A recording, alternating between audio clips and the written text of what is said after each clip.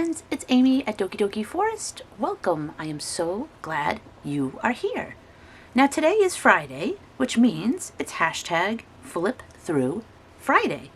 This is a super fun open collab. Anyone can join in and use the hashtag. And it was created by Kristina over at Kristina's Shack. I will have her information down below. And what you can do is use the hashtag and tag Kristina, and you can share whatever it is that you have been working on, or maybe it's a book you're enjoying. Kristina always says it's very open to interpretation and you can share anything you're doing. I've been working in my Junk Journal January journal and I am not finished, but I did get a good chunk of pages done. So what I'm going to do is share the process with you, and then at the end I'll flip through slowly and show you each page so you can take it in. So let's get into the process. So Junk Journal January is a super fun prompt-based journaling challenge hosted by Meg Journals in collaboration with Get Messy Art. I will have their information down below. You can also search the hashtag Junk Journal January and it will pull up other creator videos. And basically each day they have a 1 or 2 word prompt, and then they have a video to go along with it to give you some inspiration on how to use that prompt. So I am not watching the videos yet. I will watch them, but what I'm doing is I'm reading the word and I'm just creating like the first thing that pops in my head. That's how I began the journal, so I'm just going to keep going that way with it and just make illustrations for almost every page. And then after I'm done, I would love to go back and watch the videos, and I might even create pages using, whatever tips and tricks they're sharing, because it is a lot of really cool stuff, I am sure. So I don't want to miss out on it, but I'm just enjoying, the randomness of just whatever pops in the head. So this is day 6, and the word was memory. So for me, when I heard memory, the first thing I thought of was the Cats musical with the big showstopper number, Memory. So I wanted to illustrate a cat that was like singing its heart out. And then there would be, some music notes in the background, and I would have a little space where I could write down a memory. And it's almost like the cat is like singing it out. And I'll read it at the end too. The memory that I write down, I will share with you at the end. But I remember being a kid and seeing the ad on TV when the Cats musical would come to town. And I was like, what is this? Like, cats coming out of a spaceship? Like, this looks amazing. And then I finally did go to see the Cats musical on Broadway when I was in college. And it didn't quite live up to the hype that I had in my head. But I did love the song Memory. That was like beautiful. So the next prompt was day 7, which was stitched. And I did make a page, but we're actually going to move on and look at day 8, which was neutral, which is what I am working on here. And stitched was a tricky one for me, and it was a repeat from last year's, because stitched was also in Junk Journal January 2023, which was the first time I did that challenge. And I do have a playlist for that. If you're interested, you can check that out. I think I began it in February. So I started earlier this year. I'm doing better. It's February now.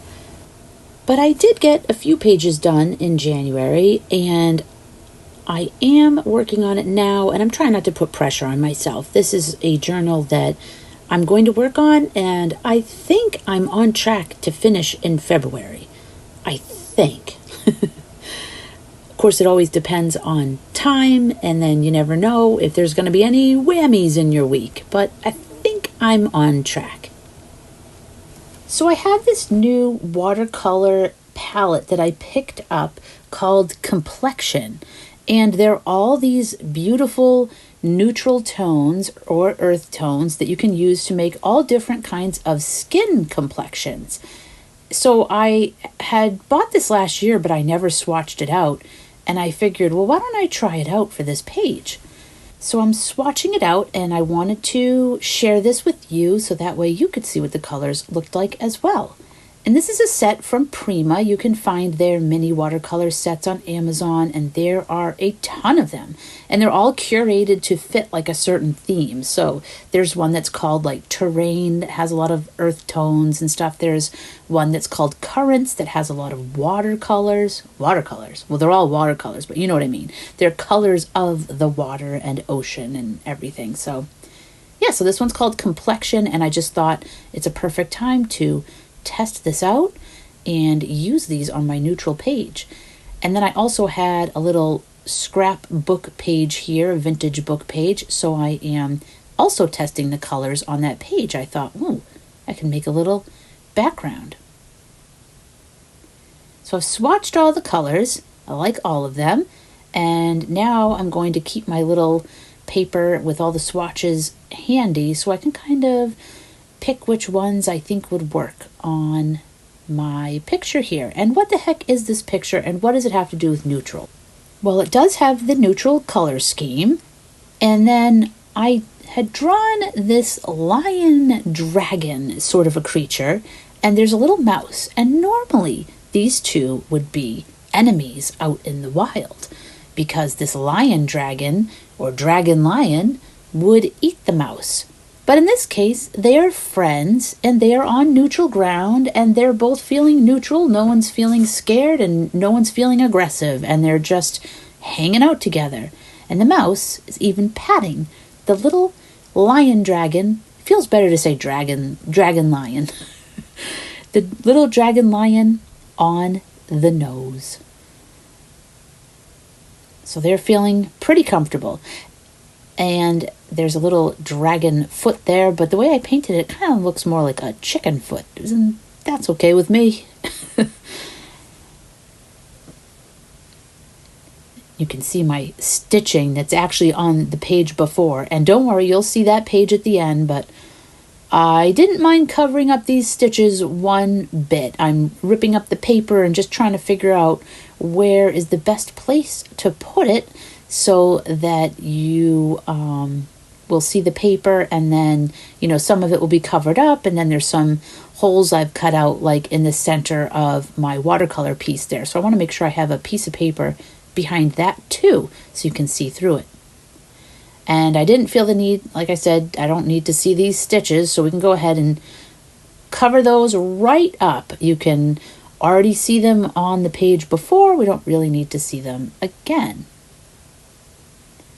And rather than just gluing the paper down directly, I thought it would look nice to rip it and use some of the text and then some of the plain paper. And actually I wound up using pretty much all of the paper, even the little scraps and everything I tried to glue on there so that way there wouldn't be any waste. It would all get put to good use. And I'm just using my glue stick to attach all of those. And then whenever I attach one of my watercolor pieces, I always use tacky glue because it's stronger and it really does the job. And then the other thing I always use is I have this large heart-shaped rock, and it's perfect as a weight. So I'll put the glue on the back of the watercolor piece. There I go. Then I'll put the piece down, and then I'll put the rock on top and leave that on there until it's dry. And then it's like really stuck on there really well. So that's my system. And I do add one more little piece there, so you'll see that at the end too. Okay, more drawing. Now day 9 was foliage. So the first thing, again, that popped in my head, because I'm just going with whatever goes in there. Whatever pops in there, I'm trying to bring to life. So for this one, I was thinking of this fairy or elf that was wearing clothes made from leaves. And I guess it's an elf because I did not draw wings. So it's either a wingless fairy, which is there such a thing? I mean, anything could be in Doki Doki Forest, so there could be. Or perhaps you just can't see the wings. It's endless possibilities. And whatever explanation that you have, whatever you can imagine, that's what it is.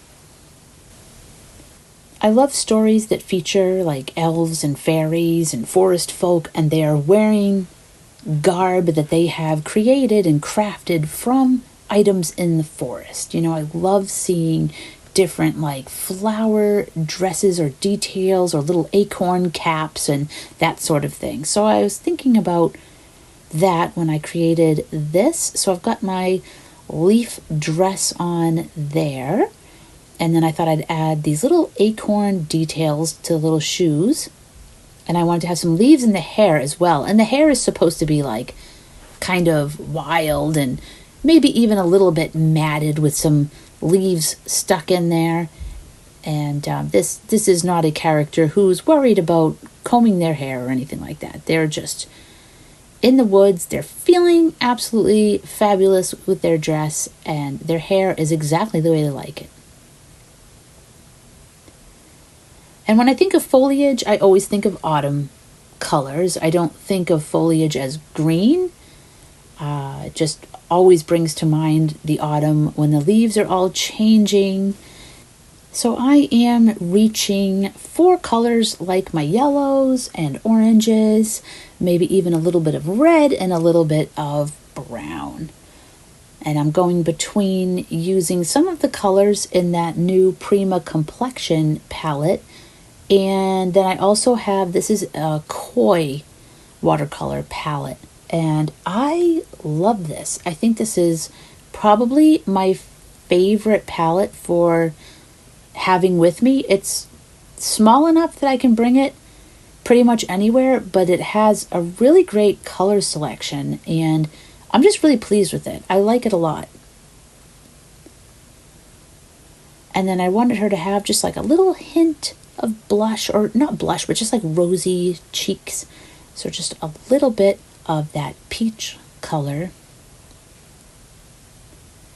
And then her hair, her skin, I just wanted everything to be very woodsy, just like she could just blend right in and you could walk by and you wouldn't even see her. You wouldn't even know she was there unless she wanted you to know she was there. But otherwise, she can just blend right in.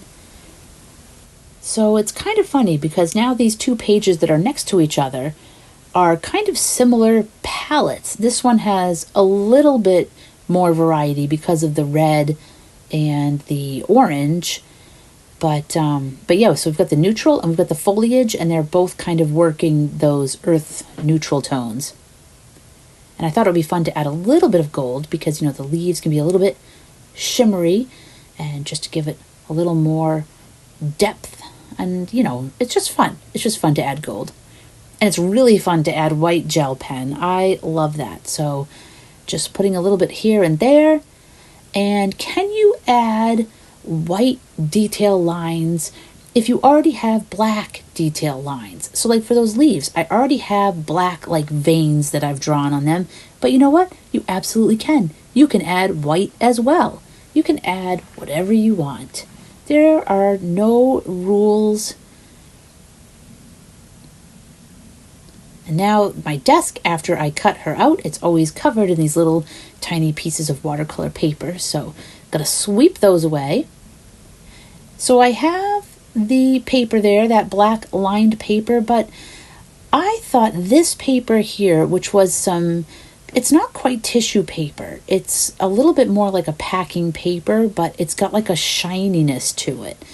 And I have been holding on to this for years. But to me, it really evoked the feeling of leaves. It's got this pattern on it, but it's like a nature pattern. And I just thought it would look nice to cut out some shapes and just give more of a background. So it's not just her on this black lined paper that doesn't really go with foliage. So I'm just adjusting the leaves, however looks good to me today. And then once I have those in place, I can glue her on because the leaves are like the first layer. And now I can put her as the centerpiece there. And I put the rock on, and then that weighs it down so that she'll stick really well. And when I was done, I liked it, but I felt like it still needed a little something more. So I grabbed my Posca pens and I added some orange and yellow leaves. And they're just blowing around in the background. And I feel like that added just the right touch that I felt like I was missing. And now I have sort of, this multi-layer. We have the marker, then we have the paper leaves, and then we have her on top. So that did the trick for me. Okay, and now we are on day 10, and the prompt was layered. So see if you can guess what I am drawing here. I will tell you, it is not a typically magical creature. No, it's not a magical creature. It's not a unicorn or dragon or anything. It is an animal that you could find if you live in South America or the southern United States. It has a combination of armored plates on its back, and then it has a soft, furry tummy. And then it still has like scaly legs. So it's a combination of scales and fur and then those layered armor plates on the back. And it is an armadillo. And actually, as I'm thinking about it, I realized that there are more than one species of armadillo. So they may be found all over the place. But the one that I am drawing here is, I believe it's called the 9-banded armadillo, which now that I'm saying that out loud, I didn't really concentrate on making it 9-banded. I'm just drawing an armadillo and taking some artist liberties.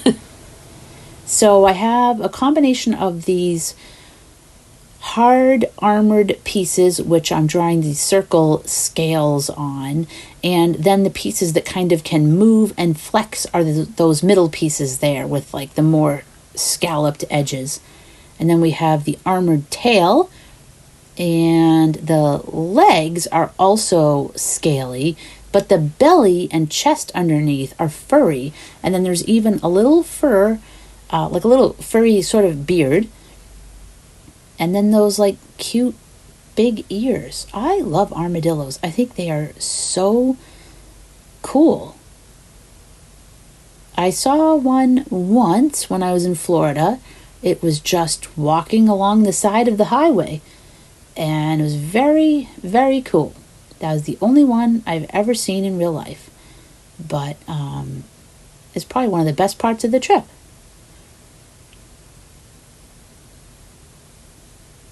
So I started with yellow just to give it a undercoat and kind of build up the layers. Again, it's called layer, so I chose an animal that's layered. And then I'm also going to layer the watercolors. And that's something I like to do sometimes. Sometimes I'm too excited about painting whatever the subject is, and I don't layer. I just go right in with like, a purple or whatever the heck I'm doing. And then other times I'm willing to take my time. I'll do a layer, wait for it to dry, then come back, put something else on top. It's all different every day depending on the mood and whether I want everything to blend together or kind of stay in those separate layers or whether I just want to dive right in.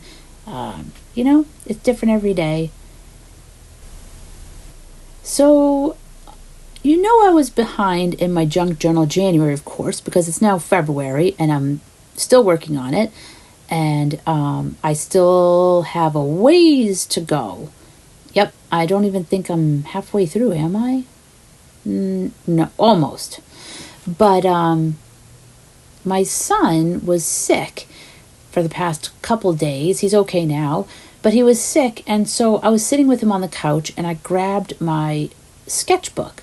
So while he was watching something, I was sitting there sketching, And it actually worked out really well because we were able to be together and hang out, and I sketched out ideas for most of these prompts.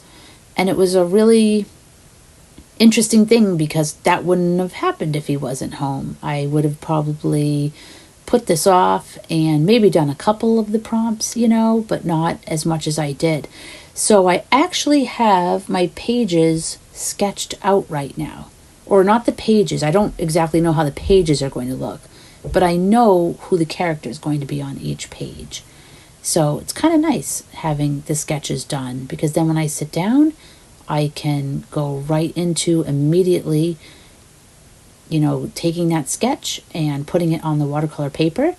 And I'm not tracing, I'm just looking at the sketch and just redrawing it on the paper and then inking and watercolor. So I'm able to get quite a bit done because I already know what I want to do.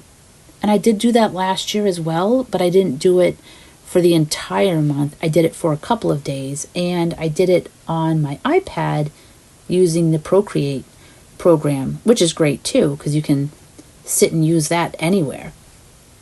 So at like the end of the night, if everybody's kind of relaxing, having family time and watching, oh, there's the little armadillo. He's all done, and he's got some gold, so he's shiny. I wanted to show you that.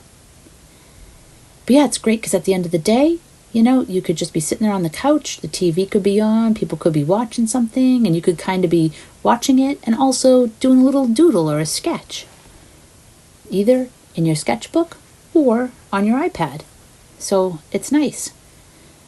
And now I'm layering on the page. I decided I wanted to layer some paper too, so I'm grabbing scraps and gluing down different like painty papers, tissue papers, anything I have, just little pieces of, just to make the page even more layered.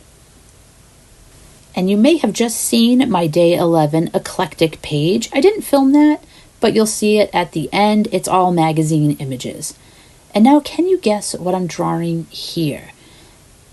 So this is day 12, and the prompt is torn edges.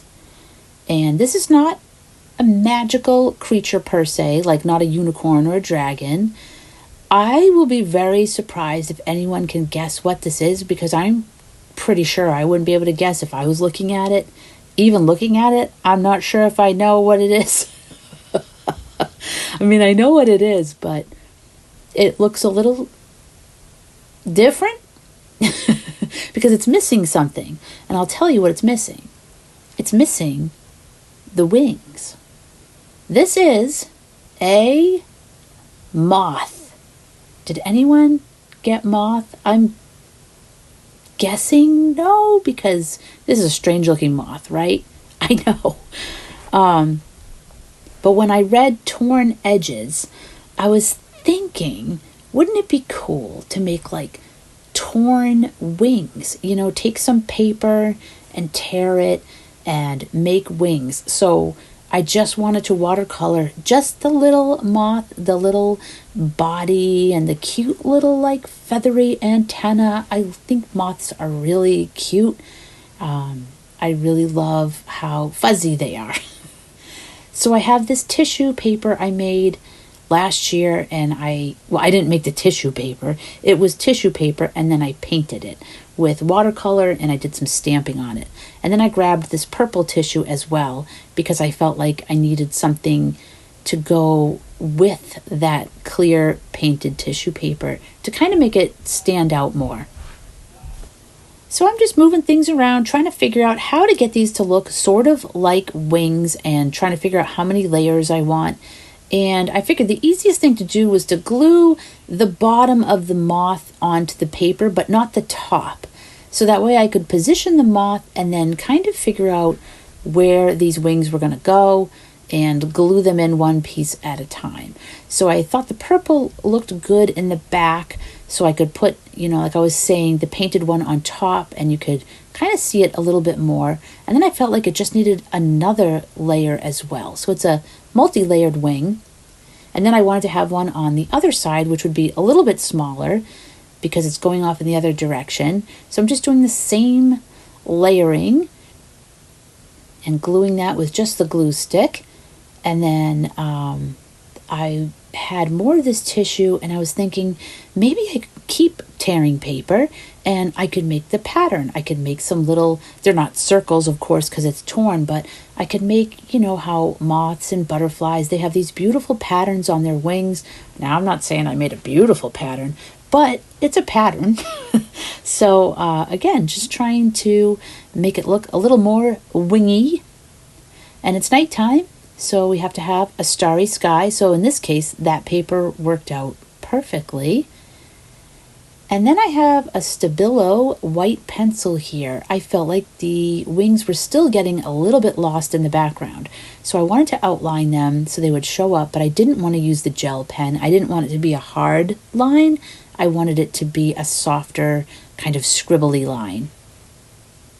And I thought I would add water because that might look cool. But when I added water to the white, it just sort of faded into the black paper. So I scratched that idea, just sticking with the pencil. And then I'm just adding stars to the bottom. And that finishes off that page. And now we're on our last page. Again, you can guess the animal.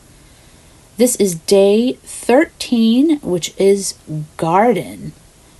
So the first thing that popped into my head when I heard garden was an octopus's garden. So I'm making a garden under the sea with this octopus, and I think I don't know.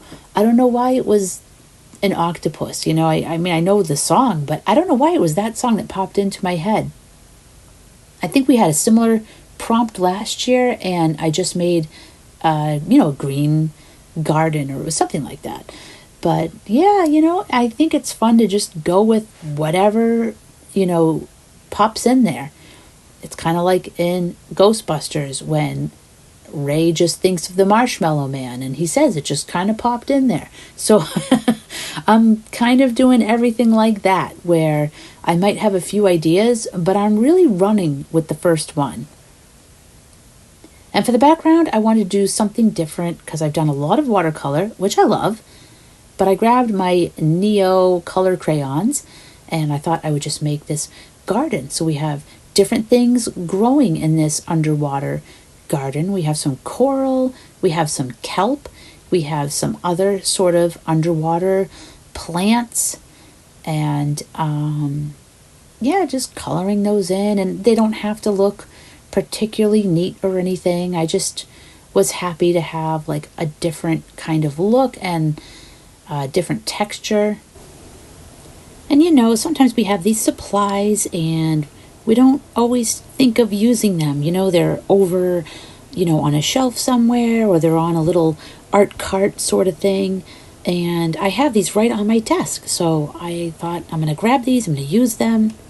And I thought these were the waterproof crayons, but then I discovered that they are not.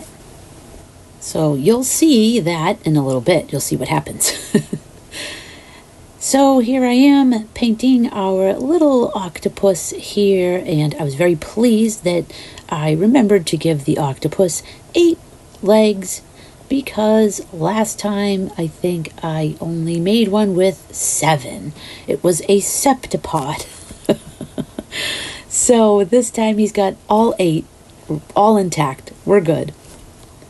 And you can see at the top there where the ink smudged, because I was a little impatient and didn't wait for the ink to fully dry. And I knew I had a blue background with the ocean, so I wanted to use a complementary color. So I almost never go for orange in my watercolor palette unless I'm blending it with other colors, which I did here as well. But it's always, for me, I'm always a little nervous about orange. I don't feel comfortable with it. I'm always never sure if I'm going to use too much or too little, or if it's going to be like a nice, pretty orange, or if it's going to be kind of like a muddy orange, or I'm going to make it muddy. It's going to start nice, and then I'm going to ruin it. But I was pretty pleased. I added a little bit of red, a little bit of purple, and then for little suction cups on the tentacles, I am making those blue. Even though the background's blue, I just wanted the octopus to have these suction cups that were bright and stood out from the body. I didn't want them to blend in too much, so that way you can see them. And I just wanted the octopus to have some texture, so I keep going in and adding some more dots. I have some circles that I've drawn, and then I sort of just took my paintbrush and dabbed some little dots on there. And now I'm going in with my white gel pen and just outlining the suction cups and adding some more dots. And I was pleased with how this turned out. This was one of the ones that I was kind of nervous about. I feel like my comfort zone is, greens. That's my favorite. Orange and red and those sort of, I don't know, the warmer tones I feel like are my struggle. But I also added some colored pencil to put a little shading in there, so that way you could hopefully see the different tentacles and the different layers. They didn't all blend together. And there he is. It's all happy and textured and ready to get cut out and on the page. So here I thought I would add some watercolor to go over the crayon, but instead the crayon started blending. So I loved that. So I just went with that, and now I'm blending the crayon. So that was a happy accident, because like I said, I thought those were the waterproof crayons. So I wait for that to dry, and then we can do the old tacky glue rock routine and get the octopus down on the page. Let's put them right in the garden there. And once that's dry, I thought the background needed a little more. If this is a garden, I just wanted to add some more plants and detail, and the gel pen is just perfect for this. And again, it's just doodly and a little bit messy, and even if you don't see it all that much in the background, I was hoping it just sort of looks like something's happening. Okay, so now that you've seen the process, let's flip through and have a look at each page. So we will begin with day 6, which was memory. And you'll remember we have our cat caterwauling, singing, and the memory I wrote says, I remember every weekend Dad would take me to the corner store.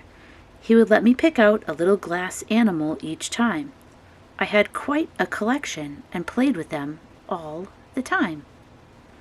There were these little glass animals, and they came on little squares of paper, and so you would rip them off the paper once you bought them.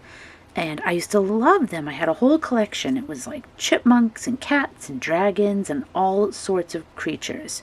And I would play with them, and they would chip. And then my parents would use the crazy glue and try to glue them back together. And then they'd break again. And, but I just loved them. And I wonder if they still sell them somewhere. I don't know. So that was my memory. And now for Stitched. You will get to see my page here with this lady greeting you saying, if you came here for sewing, you're in the wrong place. Because here's my stitching. I just did something around the edge, and yeah, that's just what I could do. But I did add some sewing pattern paper back here, and then I have this paper here, which has some spools of thread and a little thimble. So I have like a sewing kind of theme going on there, and I did try to do a little stitching, but yeah, not one of my skills. And then we have day 8, which was neutral. So here is our little happy friend page with their neutral background.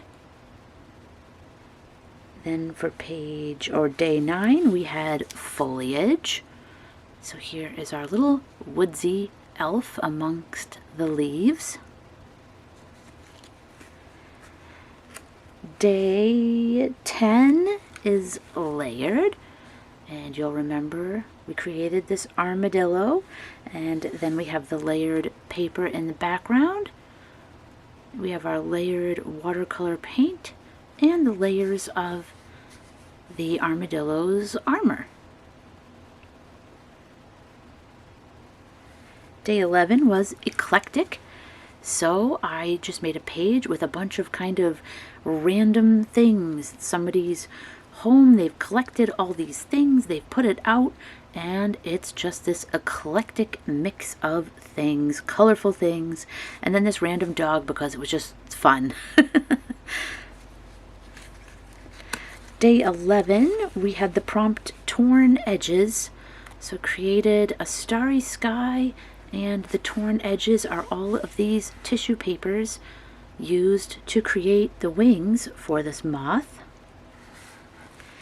And then finally, for day 13, we have the octopus in his garden of coral and kelp and all kinds of plant life. And there's even some rocks down there too. So he's got a little rock garden as well as the plants. And that does it for this edition of Junk Journal January. But there are still plenty of days to go, and I have plenty of sketches to ink and color and add to the rest of this book. Thank you so much for joining me here today. I really love having you along while I'm creating, and yeah, I hope you have a wonderful week, and I will see you again soon.